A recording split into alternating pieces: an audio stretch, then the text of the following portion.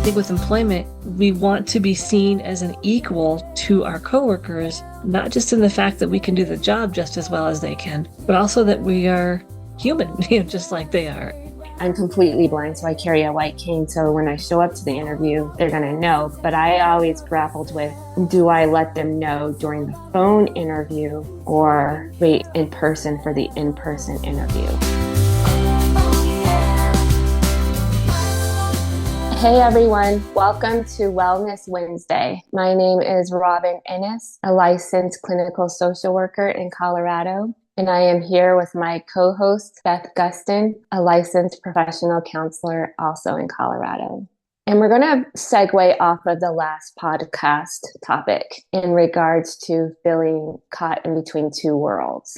Think about some areas where you felt that way, where you felt like, okay, I truly don't belong in this realm, and I feel like I truly don't belong in this realm. And how can I keep moving forward?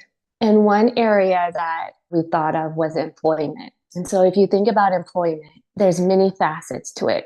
People want to be gainfully, I want to emphasize that word, gainfully employed to support themselves financially, but also to a person's job or career adds a component to who they are, a part of their identity. And so how can we show up in that space where we're truly being authentic to ourselves? And most importantly, we're given a fair chance to show that we are qualified and we can carry out the particular job that we're trying to apply for. So that's where we're going to dive more into today. Does that hit the mark, Beth? I think you did. And I think that the employment can of worms is a large can, because there's a lot of different aspects, I think, with which we could address regarding employment and fitting in and kind of going off of that theme of living in two worlds. And I think it starts with, in my opinion, well, when you're applying for the job, if the application asks if you have a disability, do you mark that box or not?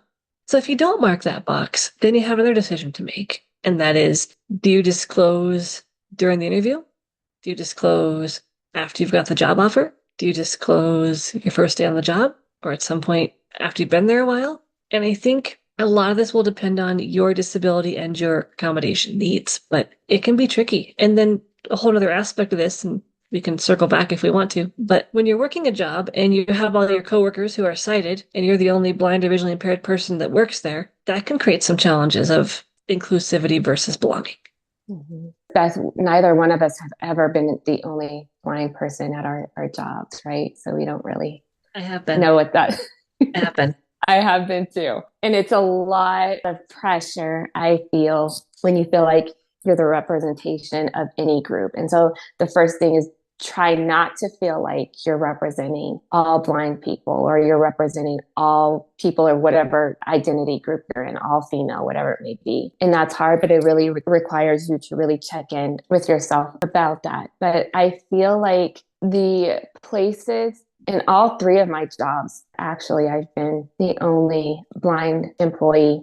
I feel like I had a sense, I'm thinking back, and I feel like I've had a sense of belonging and inclusion in all three, luckily. But mainly it's because I developed relationships over time with my coworkers. But initially, I didn't feel like I belonged. I was included in all three, but I didn't feel like I belonged. And it took more time for me to develop those relationships. Like you had mentioned in the last podcast, Beth, giving people time, to get to know you and vice versa. And that maybe that sense of belonging can happen. But I feel like it is harder if you are the only person of that particular identity because there's nobody to relate to your exact experiences. So I feel like it can take a lot longer to have that sense of belonging in employment if you are the only blind person.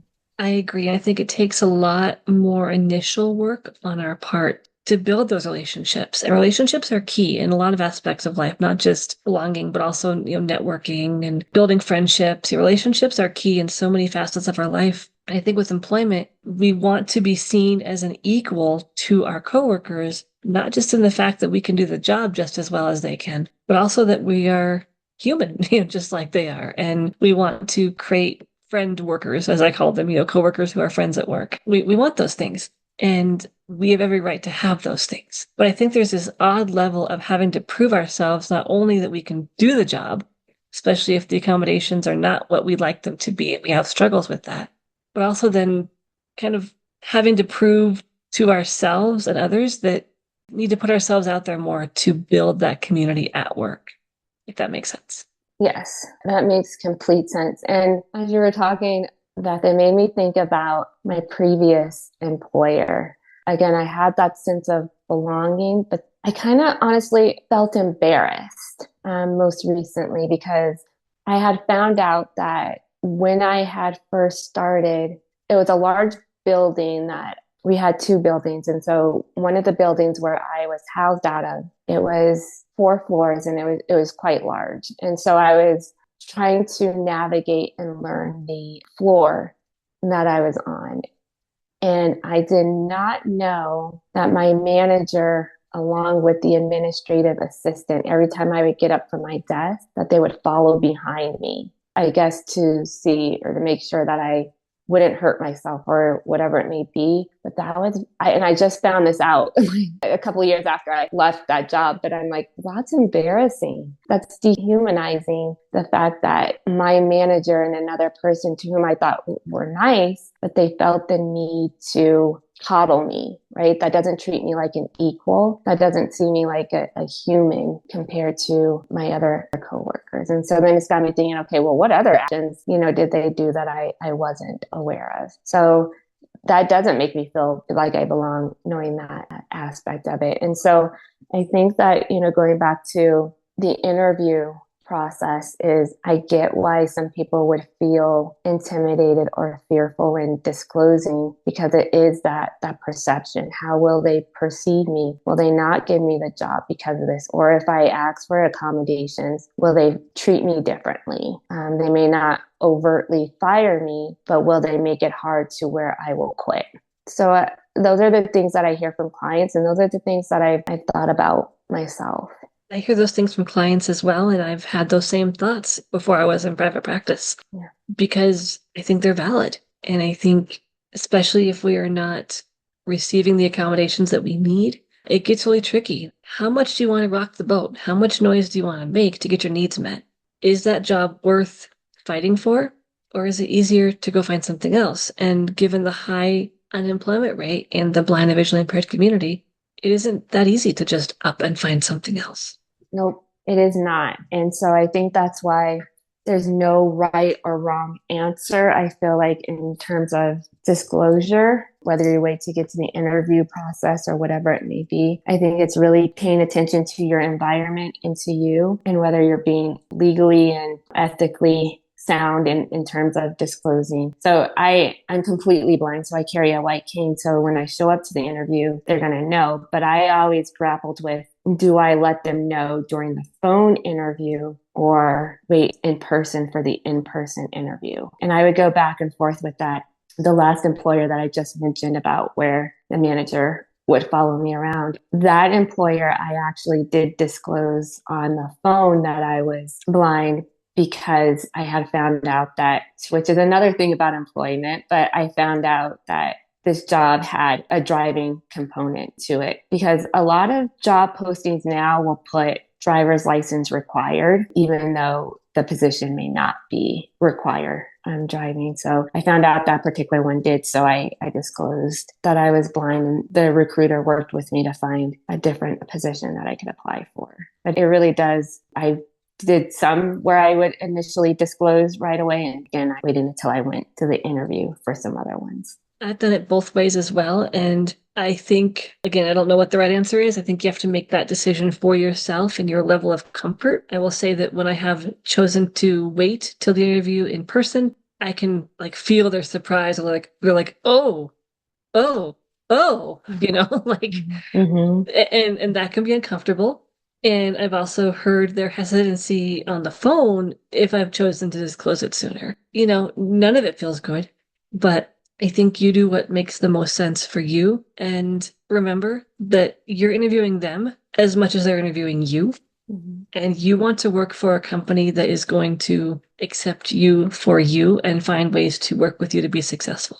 Exactly. I agree. That's why it's important. The company is interviewing you, but it's important to interview them to make sure, that they're a good fit. And I think that, that initial shock, I've heard that too, Beth. And again, even in professions, helping professions, right? I still get that level of, oh, wow. But that's because I think that, society has shifted so much that we have a lot more room to grow, because I think that people of varying abilities need to be thought of as more contributors within the field, right? We're equals. We are equals. We do have capabilities. We do have skills as our non-disabled counterparts. And I think that the more organizations believe that, the more inclusive and belonging there can be. Honestly, I think that this also too goes with job fairs in general, right? Those who specifically gear towards helping people find gainful employment, making sure that people are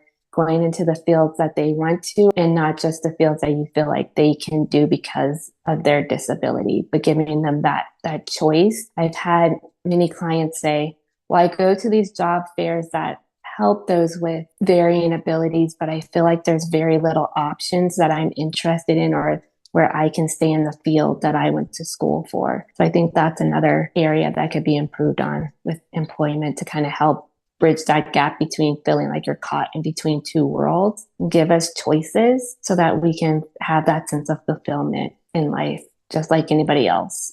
I agree 100%. And I think there's a very big difference in being underemployed and gainfully employed. Mm-hmm. And we should not have to settle for being underemployed.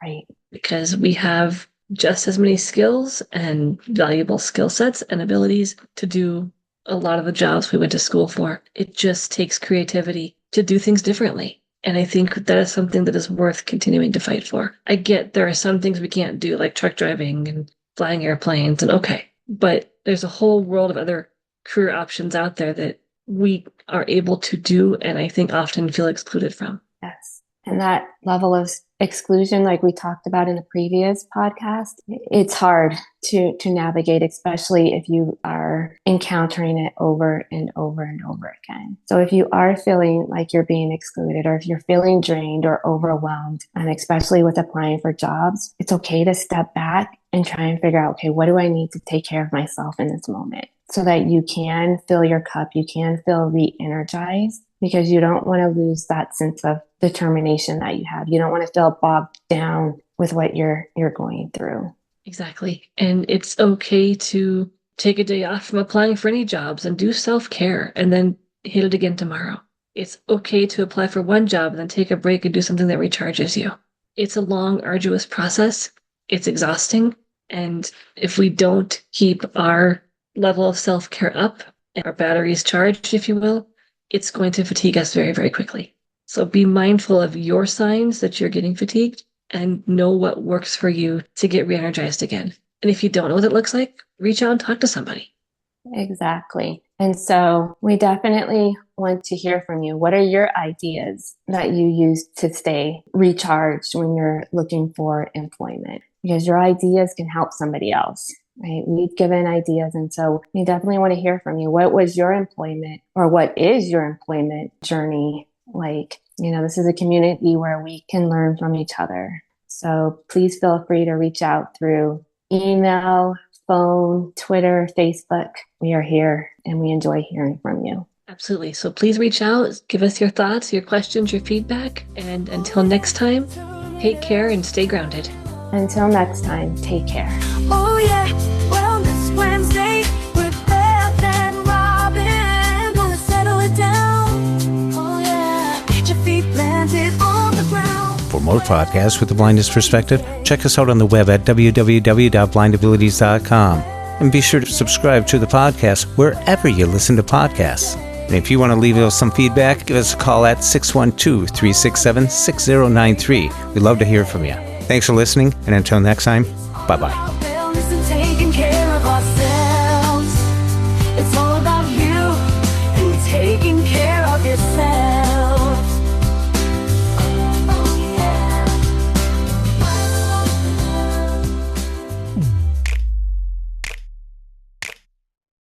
When we share what we see through each other's eyes, we can then begin to bridge the gap between the limited expectations and the reality of blind abilities. and the realities of blind abilities.